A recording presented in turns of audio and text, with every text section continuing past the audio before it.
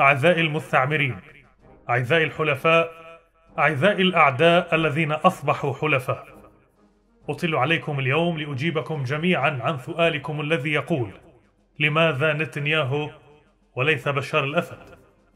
قبل الإجابة على هذا السؤال دعوني أكون معكم صريحا لأبعد الحدود، وأعترف لكم بكل ما فعلت، فلست خائفا من أحد، ولست الأهبل الذي لا يعرف ما يفعل كما وصفتموني دائما.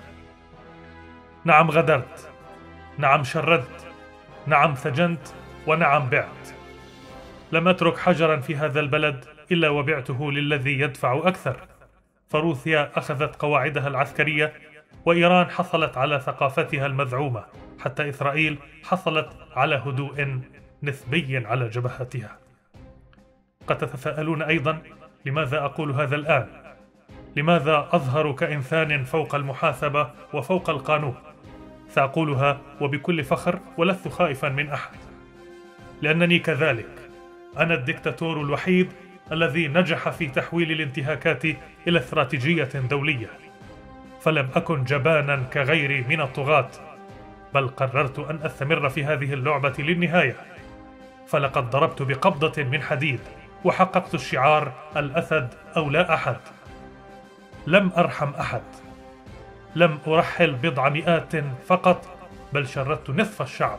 لم أكتفي بالسجون، بل جعلت البلد معالم أثرية وأطلالا خاوية. وبالتأكيد لم أكن أفعل ذلك وحدي، فماذا يمكن أن يفعل ديكتاتور بدون داعمين دوليين؟ أعترف أنني قدمت لهم كل ما طلبوه، فأنا الذي باع لكل قوة أجنبية قطعة مما تسمونه وطنا، فليس لي وطن بالأصل، فالكرسي هو وطني، ومن أجله لابد أن أضحي بالجميع. روسيا تحتاج ممرا، خذوه. إيران تريد أيديولوجيتها، أهلا وسهلا. حتى الأمريكيون وجدوا في بقائي منفعة في استمراري بالفوضى. ورغم هذا كله، أين أنا اليوم؟ أقف هنا في القصر، ألقي عليكم الخطابات وتفدونني بالروح والدم. أراقب مذكرة نتنياهو في لاهاي وأضحك كثيرا. لماذا؟ لأنني أثبت للعالم أن الجرائم ليست هي المشكلة، بل بكيفية إدارتها. نتنياهو مسكين لم يفهم اللعبة، كان عليه أن يجعل جرائمه أكثر وضوحا، أكثر صخبا، أن يجعل منها عرضا دوليا كما فعلت أنا. والآن أجيبكم على سؤالكم: هل تعلمون لماذا لم تصدر مذكرة اعتقال بحقي؟ لأنهم بحاجة لخدمات الاستثنائية التي لا يستطيع أحد أن يقدمها لهم، فلا يمكنهم الاستغناء عني أبدا، فالكل يرحل ويبقى الأسد، وهذا ما أثبتته الوقائع. وأنا الآن أوجه هذا التحدي إلى محكمة لاهاي.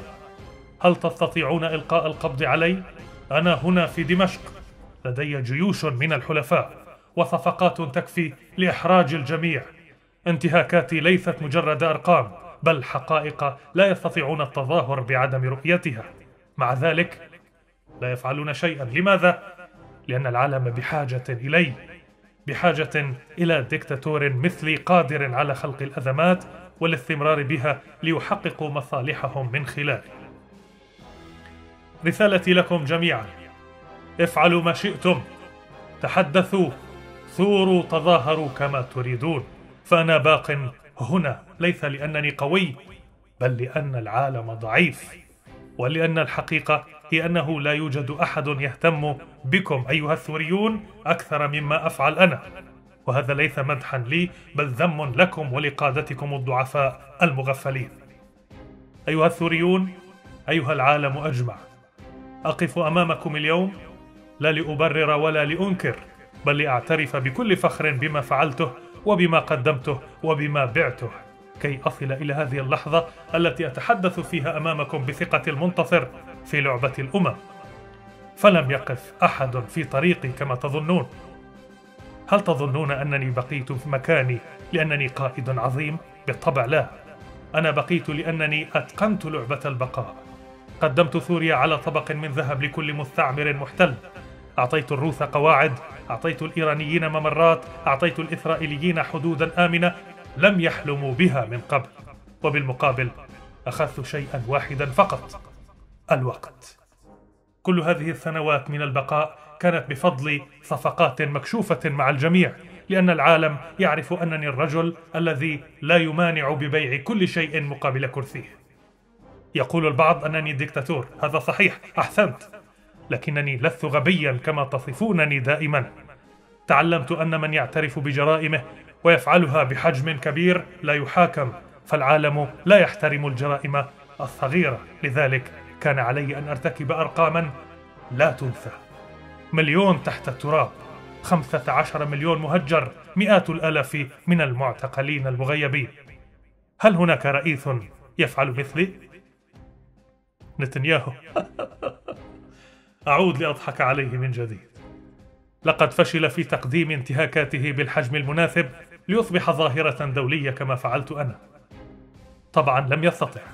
دعوني أخبركم شيئا: أنا اليوم أقف هنا لأنني الحاجة الملحة، فلا أحد يحاكمني لأن الجميع يحتاجني. الروس بحاجة إلى قواعد، الإيرانيون بحاجة إلى نفوذ، الأمريكيون بحاجة إلى هدوء نسبي في الشرق الأوسط، والإسرائيليون بحاجة إلى الأسد الذي لا يهدد أمنهم. وهذا ما يثبته الواقع: الكل يخسر ويبقى الأسد. أنا المعادلة التي لا يمكن التخلص منها، لأنني أصبحت بيضة القبان ومحور التوازن في المنطقة. وفي الختام أقول لكل من يشكك ببقائي: أنا لست هنا بفضل ذكائي، بل بفضل غباء قادتكم وفصائلكم الوكلاء. لم أكن لأبقى لو كان هناك من يملك إرادة حقيقية لإسقاطي. وإلى لاهاي وكل المحاكم العالمية أقول: جربوا إن تجرأتم، فأنا باق وأنتم إلى زوال.